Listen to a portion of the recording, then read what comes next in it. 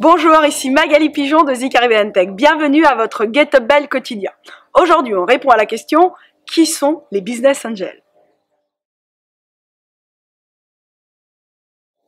Les Business Angels, c'est un terme générique qui s'applique à plusieurs types de personnes. Mais basiquement, on peut dire que ce sont des personnes individuelles qui peuvent ou non se syndiquer, c'est-à-dire travailler en groupe. Bref, ce sont avant tout des personnes individuelles qui acceptent très tôt dans le processus de développement de votre startup de vous faire confiance en vous donnant de l'argent.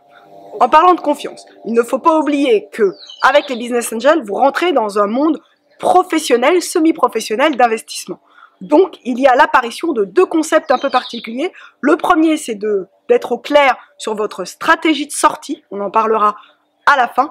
Et le deuxième point, c'est d'être capable de négocier une term sheet. Donc, ces Business Angels vous font confiance pour rentrer dans le process, pour donner de leur argent très tôt dans le développement de votre entreprise. Pour autant, tout ça est lié à un contrat, la fameuse term sheet. Essayons de comprendre comment est composé le paysage des Business Angels. Pour ça, nous vous proposons de tracer un graphique constitué de deux axes. Deux axes orthogonaux, l'un sur lequel vous allez classer la compétence de vos Business Angels et l'autre sur lequel vous allez pouvoir graduer le volume d'argent qu'ils peuvent vous prêter. On a donc 4 sections. Parmi ces sections, il y en a une qu'il faut que vous fuyiez à tout prix. C'est la catégorie où ces Business Angels n'ont ni argent ni compétences. No way!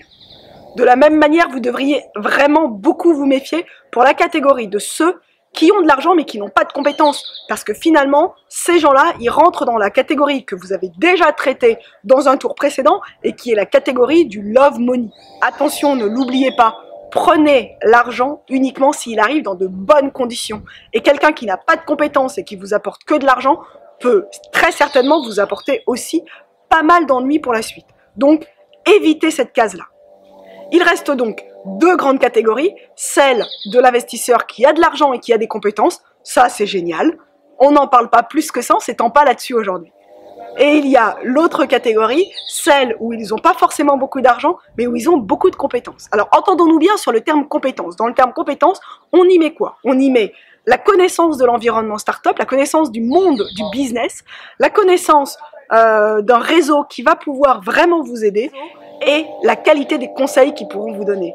N'oubliez pas qu'à partir d'un certain stade, ce que vous recherchez, ce n'est pas uniquement de l'argent, ce sont aussi des éléments qui vont vous permettre structurellement de vraiment déployer votre boîte dans les meilleurs délais. On en parlait en début de vidéo, il y a deux concepts qui apparaissent, la stratégie d'exit. Bah oui, parce qu'en fait, vos investisseurs, ils attendent de vous que vous leur rendiez à un moment donné cet argent.